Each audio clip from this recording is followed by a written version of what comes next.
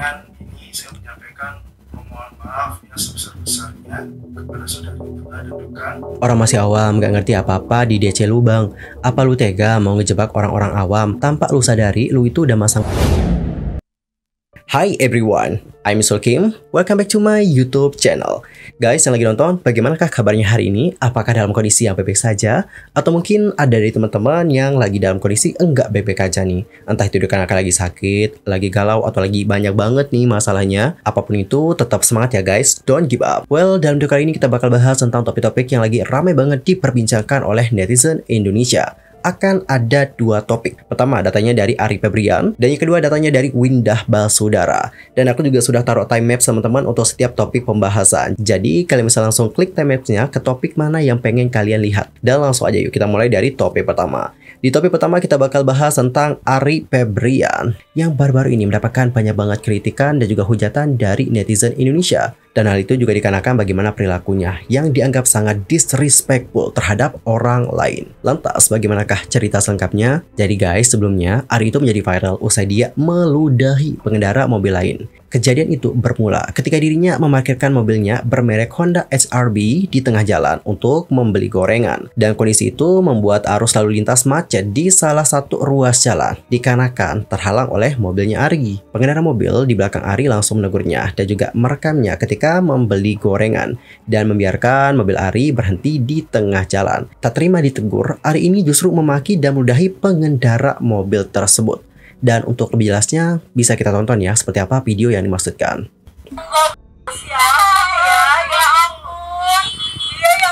Aduh. Oke. Tuh lihat ya, bapak-bapak ini udah salah berhenti tengah jalan. Macet loh, ini kan jalan cuman astaga. Sumpah kok banget orang. Iya anjay, kok berhenti di tengah jalan? Waduh, gimana orang nggak negur ya? Posisinya aja di tengah jalan loh. Jadinya kan macet ya. Orang-orang kan juga punya kepentingan ya. Perlu on time juga nih ke tempat ini, ke tempat itu. Dikarenakan kelakuan dari 1-2 orang seperti ini juga menghambat aktivitas orang lainnya. Maaf banget bukan bermaksud bias ya. Tapi seperti yang aku lihat, ini terkesan sangat egois banget. Dan juga hanya mementingkan diri sendiri. Maksudku adalah, kalau mungkin mau beli gorengan, beli takjil, dan sebagainya, kenapa sih nggak pakai motor aja gitu? Tuh apalagi kalau belinya di tempat seperti itu guys, nggak ada tempat parkir kan. Terus kalau nggak punya motor gimana? Waduh susah juga sih. Kalau nggak punya motor mungkin bisa pakai Gojek atau Grab kali ya. Ya meskipun nambah-nambah biaya gitu ya untuk bayar ojek, but is okay lah daripada mengganggu pengendara-pengendara yang lain. Nah teman-teman, video ini akhirnya kan menjadi viral ya, dan juga ramai banget diperbincangkan di sosial media. Netizen pun itu langsung memberikan kritikan kepada orang yang ada dalam video tersebut. Dan netizen-netizen ini itu tidak hanya memberikan kritikan doang, tapi mereka langsung mencari tahu siapa orang yang ada di dalam video tersebut.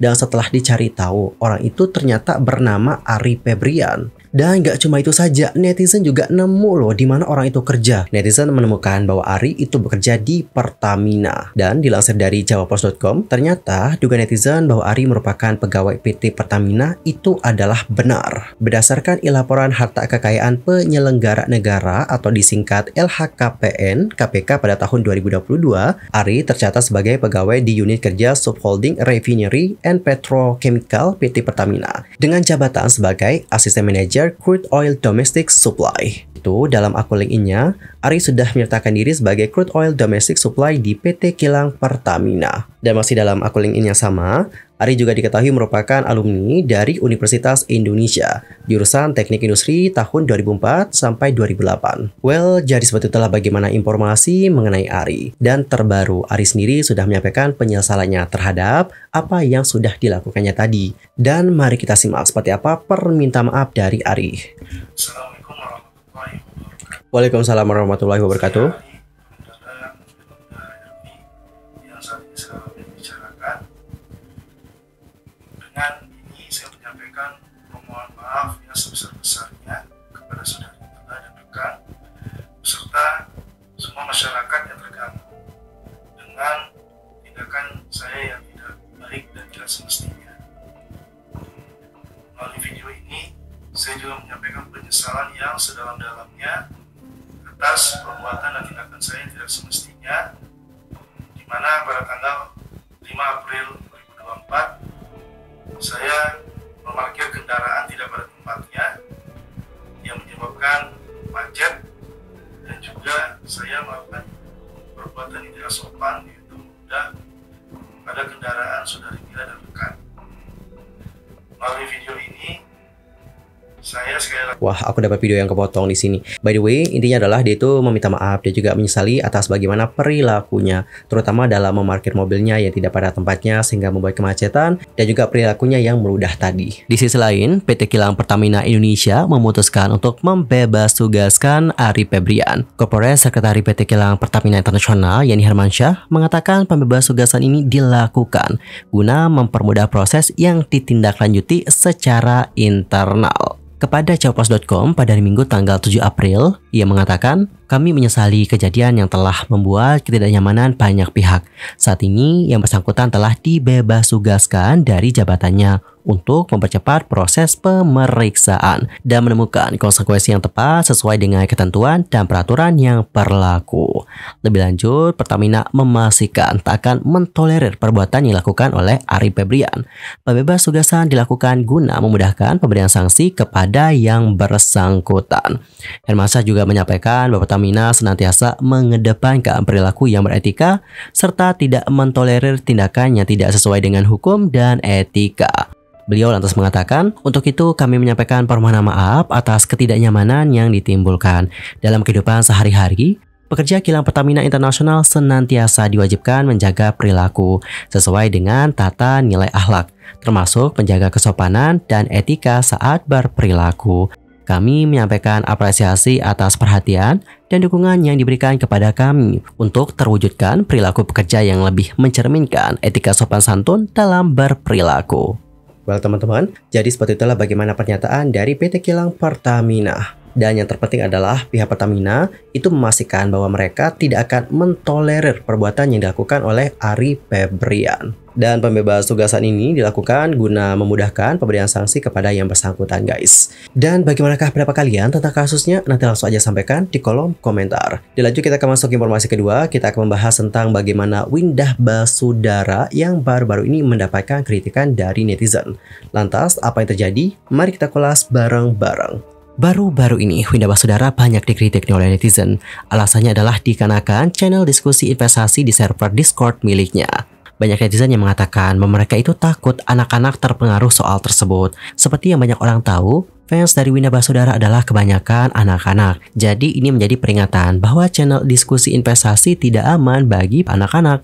Topik diskusi ini awalnya menjadi perbincangan nih di kalangan komunitas Bang Windah sendiri. Saat pengumuman di Instagram soal channel khusus investasi di server Discord miliknya, banyak fans yang langsung memberikan komen. Beberapa komentar mengatakan bahwa mereka itu takut akan resiko mengenai channel khusus itu. Rasa takut ini logis, mengingat bagaimana kejadian masa lampau soal investasi kripto. By the way, mungkin ada nih dari teman-teman yang nggak tahu kripto itu apa. Boleh aku jelasin nggak sih sedikit aja tentang kripto? Jadi guys, seperti yang aku lansir dari situs Kementerian Keuangan, kripto itu adalah mata uang virtual yang keamanannya dijamin dengan kriptografi. Kriptografi membuat uang kripto tidak mungkin dipalsukan atau dibelanjakan secara ganda. Jadi, meskipun digunakan secara virtual nih, tidak mungkin ada pemalsuan yang merugikan pemiliknya. Dan mengenai investasi kripto, ada beberapa hal yang perlu diperhatikan dan juga dipahami sebelum melakukan hal tersebut. Beberapa resikonya antara lain adalah transaksinya itu tidak bisa dibatalkan. Kemudian, tentang bagaimana regulasi penggunaan mata uang kripto di negara tempat tinggal, hingga adanya potensi pencurian investasi mata uang kripto. Dan mengenai channel khusus diskusi investasi kriptonya Windah, tentu ada yang mendukung, terutama yang sudah paham dan juga cerdas soal investasi kripto. Bagi golongan komunitas ini, diskusi investasi di channel tersebut bisa menjadi cara tukar informasi yang baik. Namun, perlu diingat bahwa mereka yang sukses hanya sebagian kecil, dibandingkan banyak anggota komunitas yang gagal investasi di saat hype kripto lalu. Topik ini kemudian makin panas ketika banyak orang di luar komunitasnya Bang Windah juga membahas soal masalah ini. For the example dari akun Twitter @petrolwip. Nah di sini dia itu mengingatkan nih guys bahwa komunitasnya Bang Windah atau fansnya Bang Windah itu kebanyakan adalah bocil alias bocah cilik. Jika nggak hati-hati membuat ruang diskusi investasi, anak-anak jadi nggak nyaman nih guys. Dan dari postingan tersebut ada pro kontra muncul. Di satu sisi, bocil kan nggak bisa ikut investasi ya karena umur. Jadi baca-baca di channel itu bukannya tidak berpengaruh ya guys.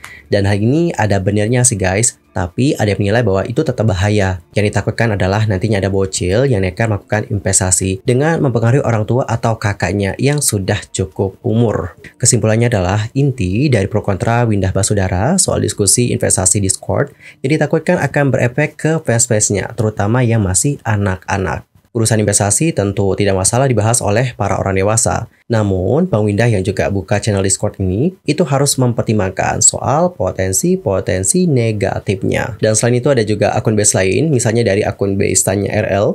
Di sini untuk akun itu menuliskan seperti ini guys. Windah Basudara, promosi dan ngenalin yang namanya kripto ke audiensnya yang cukup banyak di Indonesia. Padahal itu termasuk high risk. Kasihan ke anak-anak muda, misal bisa jadi terjerumus kehilangan banyak modal tanpa dapat apapun.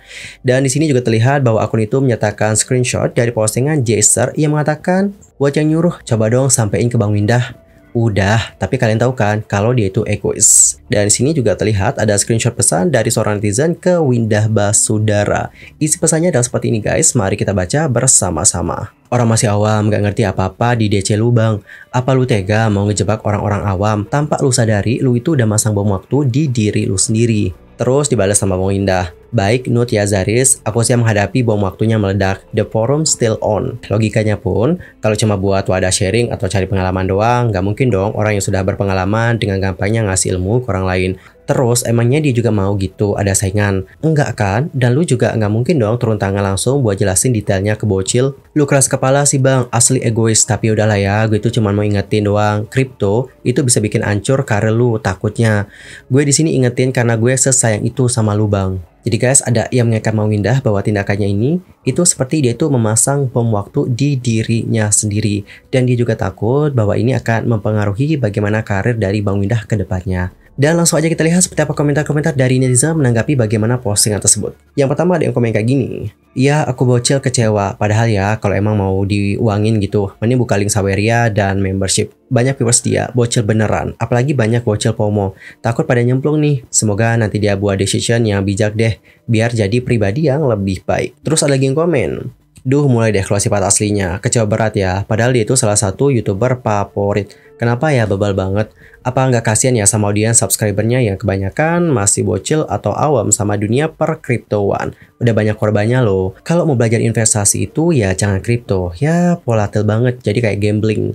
Apakah ini akan menjadi awal kemunduran bagi channel beliau? Dari sekian banyak wadah investasi, kenapa yang dikenalinya kripto ya? Ya sebenarnya nggak salah ya dengan invest atau trade kripto. Yang salah tuh ngenalin kripto tanpa edukasi yang proper. Pom-pom ke bocil parah banget sih.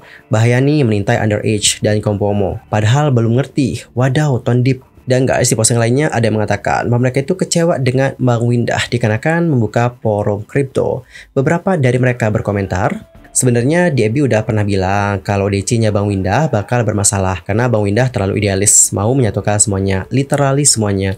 Cuma mau gimana ya, malah dibilang nggak bisa merangkul. Sekarang beneran kan kejadian, tiba-tiba ngide buka forum kripto. Terus ada yang komen, agak kecewa juga sih Windah buka forum kripto di Discord-nya. Semoga rating lagi lah. Ada kemungkinan endorse nggak sih? Kalau iya, jujur kecewa sih, karena audiens dia adalah bocil-bocil. Bener, risk Bang Windah makin gede sekarang. Skenario palsunya gini, misalnya nih Bang Windah ngasih tahu dia itu invest kemana. Bang Windah nggak sadar, dia secara langsung promosi tempat tersebut. Terus anak-anak ikutan nih dengan menggunakan uang yang jelas-jelas kalau hilang nggak ada backup. Well, jadi seperti itulah beberapa komentar-komentar dari netizen. Dan kalau kalian sendiri gimana nih komentarnya? Apakah kalian tuh berada di sisi yang pro, atau justru kalian tuh berada di sisi yang kontra dengan Bang Windah? Ntar komen ya di kolom komentar bagaimana posisi kalian. Anyway, cukup sekian ya guys untuk hari ini. Aku Yusel pamit dan aku juga mohon maaf jika ada kesalahan, baik itu dalam ucapan, sikap, tindakan, dan sebagainya. I'm so sorry banget. Dan jika ada salah informasi, mohon koreksi ya guys. Sampai jumpa dan selamat beraktivitas. Goodbye everyone.